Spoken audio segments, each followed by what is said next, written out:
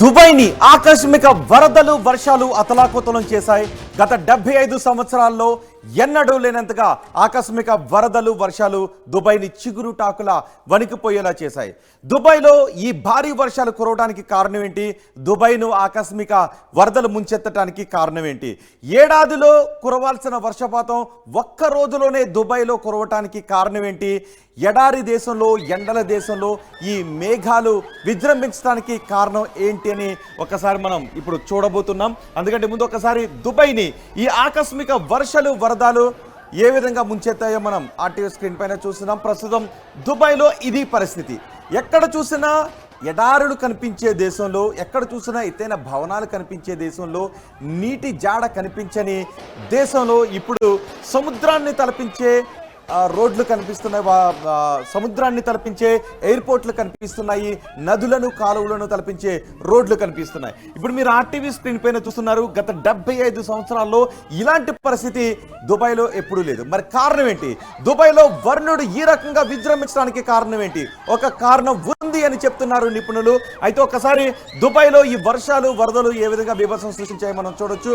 ఎక్కడికక్కడ కార్లలో చుక్క నీరు దొరకాలి అంటేనే ఎంతో కష్టపడాల్సిన దేశంలో కార్లు మునిగిపోయేంత వర్షం కురవటానికి కారణం ఏంటి? ఇప్పుడు మీరు ఆర్టీవీ స్క్రీన్ పైన చూస్తున్నారు. అసలు ఇలా చూస్తుంటే ఇదేదో ఒక సినిమాలో గ్రాఫిక్స్ దృశ్యంలా మనకి అనిపిస్తూ ఉంది. ఎత్తైన భవనాలు సముద్రంలో కట్టినట్టుగా ఆ దృశ్యాలు మనకి కనిపిస్తూ ఉన్నాయి. మొత్తం కార్లన్నీ నీటిలో మునిగిపోయాయి. మనం సహజంగా మోకాళ్ళు లోతు, నడుము లోతు నీళ్ళు అంటాం, కానీ ఇప్పుడు కారు లోతు నీళ్లలో దుబాయ్ మునిగిపోయింది అని చెప్పుకోవాల్సిన పరిస్థితి ఉంది. ఎక్కడ చూసినా దుబాయ్లో ఇదే పరిస్థితి.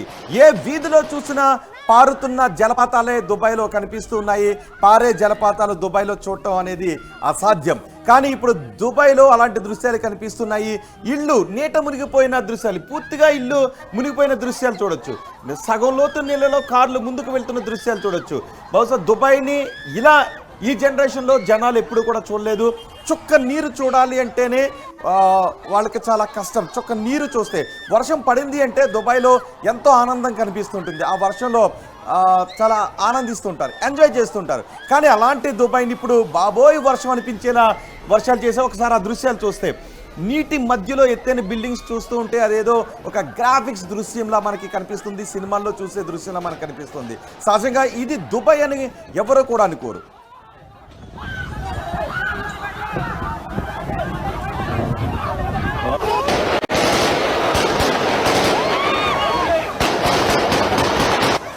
జనాల అరుపులు కూడా మనకి వినిపిస్తూ ఉన్నాయి అక్కడ.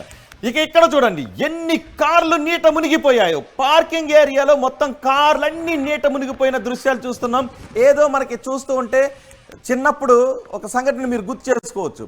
వర్షానికి వీధులన్నీ నిండిపోయినప్పుడు చిన్న చిన్న పేపర్ పడవలను చేసి నీటిలో వదులుతుంటాం. మీరు ఎవరైనా ఒకసారి ఆ దృశ్యాన్ని గుర్తు చేసుకోండి. అలా కనిపిస్తూ ఉంది దృశ్యాలు చూస్తూ ఉంటే. ఎక్కడ చూసినా కార్లు నీటిలో తేలిపోతూ ఉన్నాయి. వందలాది కార్లు, వేలాది కార్లు నీటిలో మునిగిపోయి ఎందుకు పనికి రాకుండా ఉన్నటువంటి దృశ్యాలు మనకి ఆర్టీవీ స్క్రీన్ పైన కనిపిస్తూ ఉన్నాయి. ఒకసారి ఆ దృశ్యాలను చూద్దాం.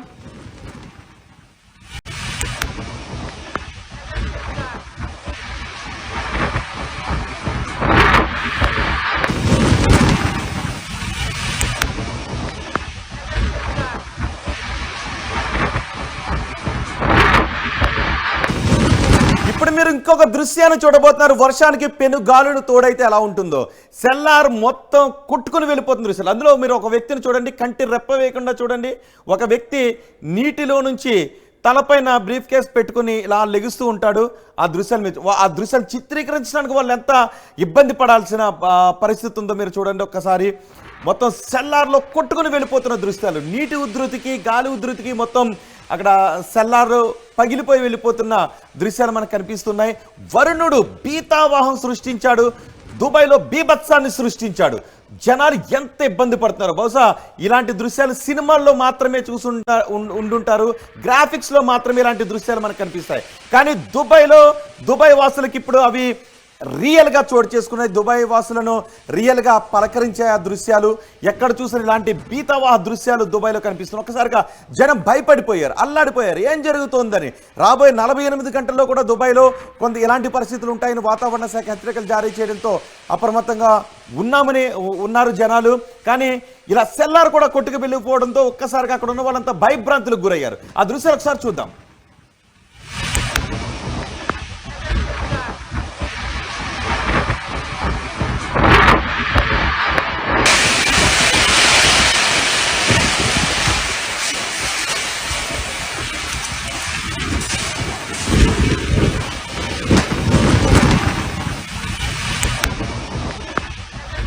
దుబాయ్లో ఎక్కడ చూసినా చాలా చోట్ల ఇలాంటి బీభత్సకర దృశ్యాలే మనకి కనిపిస్తున్నాయి బీతవాహంగా. ఇప్పుడు మీరు చూడండి ఒక్కసారి, ఆ నీటిలో నుంచి ఒక వ్యక్తి తలపైన బ్రీఫ్ కేస్ పెట్టుకుని వెళ్తూ ఉంటుంటాడు. ఇక్కడ చూడండి ఒక్కసారి, కంటి రెప్ప వేయకుండా చూడండి ఒక వ్యక్తి.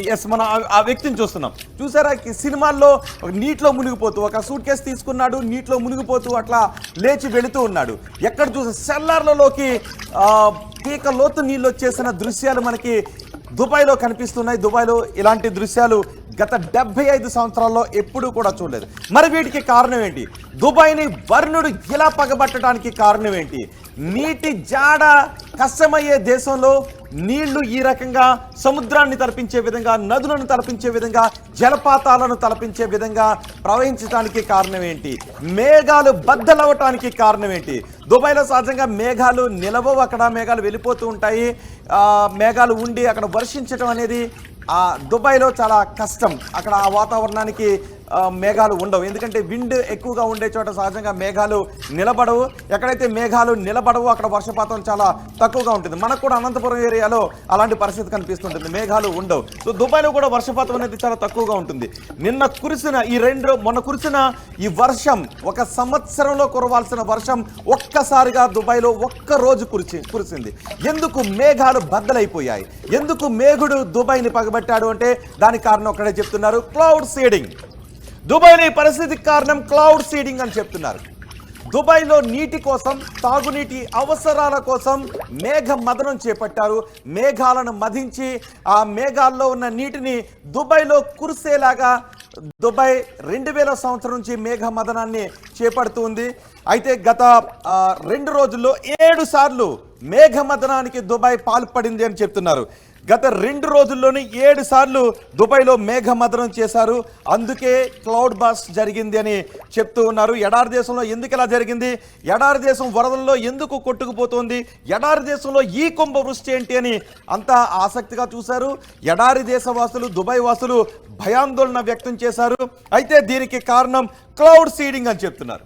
2 రోజుల్లో 7 సార్లు దుబాయ్ క్లౌడ్ సీడింగ్కి పాల్పడింది.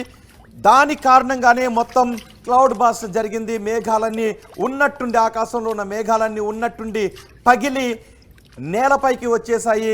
దుబాయ్ను వర్షాలతో ముంచెత్తేసాయి. దుబాయ్లో 2000 సంవత్సరంలో క్లౌడ్ సీడింగ్కి శ్రీకారం చుట్టారు. అప్పటి నుంచి కూడా క్లౌడ్ సీడింగ్ చేస్తూనే ఉన్నారు. హానికర రసాయనాలు లేకుండా క్లౌడ్ సీడింగ్ చేస్తున్నారు. సాధారణ లవణాలనే వినియోగిస్తున్నారు అని చెప్తున్నారు. దుబాయ్లో విపరీతంగా ఉండే నీటి సంక్షోభాన్ని ఎదుర్కోవడానికి దుబాయ్ క్లౌడ్ సీడింగ్ ప్రక్రియకు శ్రీకారం చుట్టింది. ఈ క్లౌడ్ చూడండి ఒకసారి, ఆ దృశ్యాలు చూడండి ఒకసారి. ఇది ఎయిర్పోర్ట్, మీరు నమ్ముతారా? ఇది ఎయిర్పోర్ట్ అంటే మీరు నమ్ముతారా?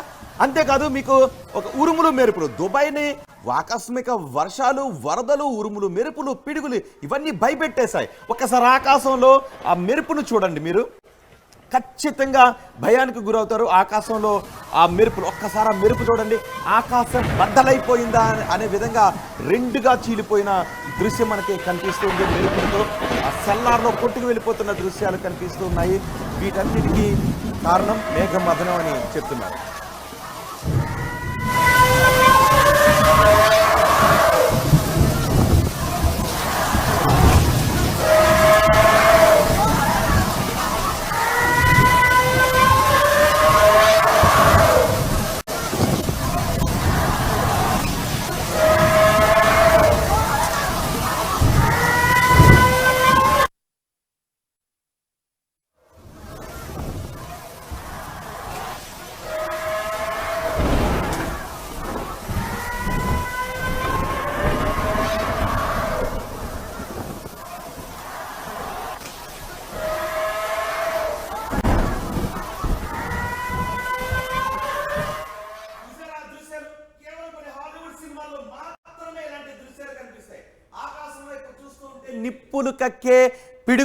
నిప్పులు కక్కే ఉరుములు మనకి కనిపిస్తున్నాయి. చుట్టూ చూస్తుంటే ఎత్తుకు వెళ్ళిపోయే గాలి విపరీతంగా కనిపిస్తుంది. కింద చూస్తుంటే ముంచెత్తేసే వరద నీళ్లు కనిపిస్తున్నాయి.